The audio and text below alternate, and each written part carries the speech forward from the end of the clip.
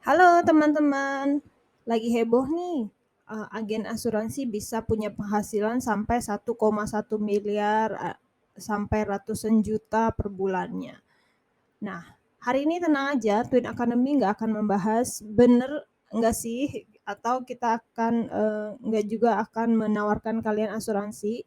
Karena hari ini Twin Academy akan bahas mengenai perlu nggak sih sebenarnya kita punya asuransi.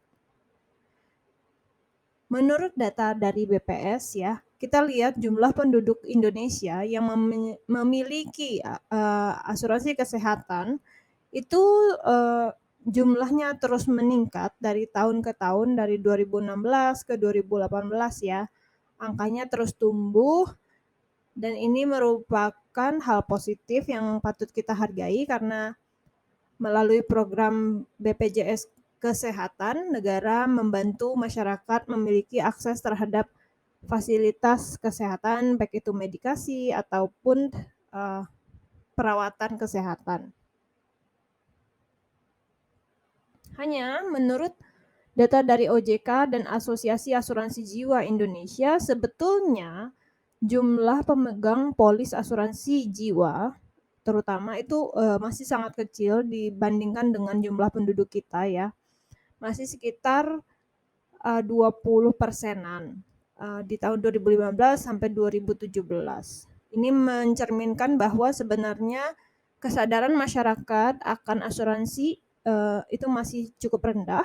Ini pasar yang cukup menjanjikan untuk bisnis dan cuman kalau kita lihat persentasenya terus tumbuh dari tahun ke tahun. Nah, jadi ada 3 alasan kenapa kita perlu sebenarnya beli asuransi pribadi di luar asuransi yang disediakan oleh pemerintah atau BPJS.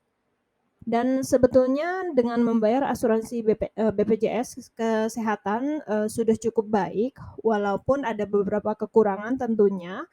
Di sini Twin Academy mau share kenapa kita perlu beli asuransi pribadi.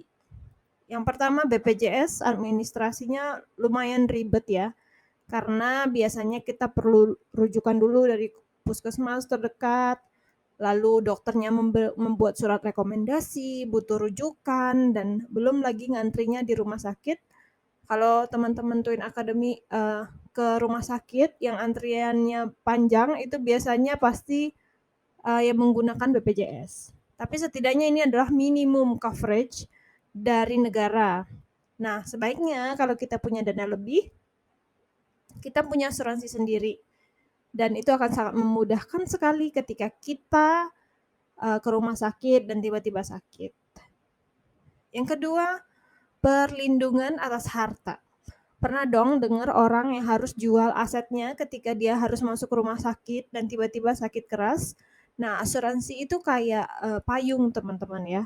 Jadi walaupun seberapa banyak pun aset harta yang kita punya, kalau kita nggak bayar asuransi, nggak punya asuransi, itu akan habis ketika kita harus menghabiskannya untuk membayar rumah sakit ketika kita sakit keras.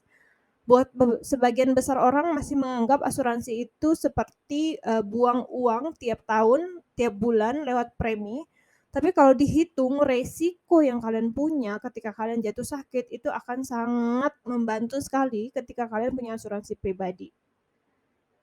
Yang terakhir yaitu dengan punya asuransi pribadi kita stressless, kita nggak perlu pusing mikirin biaya asuransi dari mana, kita cukup sesuaikan berapa budget kita, berapa uang yang kita punya dengan premi asuransi yang cocok dengan kita.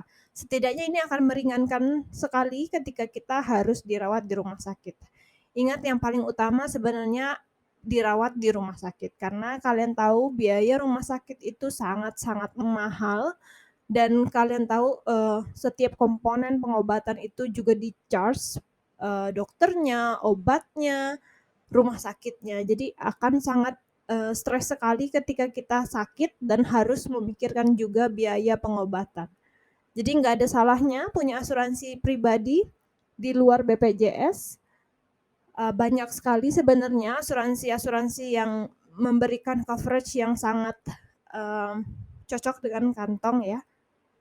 Jadi kalian cukup sesuaikan saja. Sekian Thanks for watching. Bye-bye.